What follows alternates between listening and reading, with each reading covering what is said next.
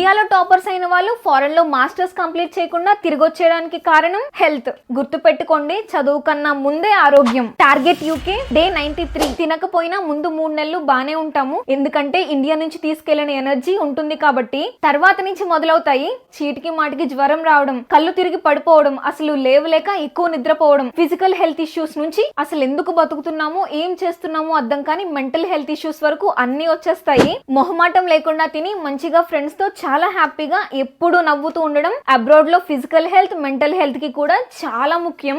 ఇంకా మనలా చాలా మందికి గ్రాసరీస్ కి అస్సలు ఎక్కువ ఖర్చు పెట్టబుద్ది అవదు, షాపింగ్ కి ఎంతైనా ఖర్చు పెట్టాలనిపిస్తుంది. ఇలా చేయడం వల్ల రేపొద్దున జాబ్ వచ్చేంత వరకు ఆ కంట్రీలోనే ఉండి వేల పౌండ్స్ షాపింగ్ కి ఖర్చు పెట్టడానికి మనం ఉండము. ఇంకా వెజిటేబుల్స్ కన్నా తక్కువ రేట్ కి వస్తుందని రోజు చికెన్ తినడం అస్సలు మంచిది కాదు.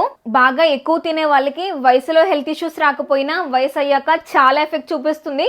ఒకేసారి తక్కువ రేట్ కి వచ్చే వెజిటేబుల్స్ మళ్ళీ మళ్ళీ రైస్ తో తినడం కాకుండా ఏ విటమిన్ డిఫిషియన్సీ రాకుండా అన్ని రకాల ఫ్రూట్స్ వెజిటేబుల్స్ తినాలి.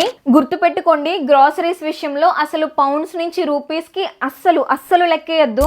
అక్కడ వాతావరణం మారుతుంది కాబట్టి అవసరం బట్టి డాక్టర్ ని ముందు కానీ అక్కడ వెళ్ళాక కానీ మల్టీ విటమిన్ టాబ్లెట్స్ కూడా సజెస్ట్ చేయమని అడగాలి. మీకు చిన్నగా ఏదైనా అనిపించినా ఇండియాలో డాక్టర్ తో మాట్లాడండి.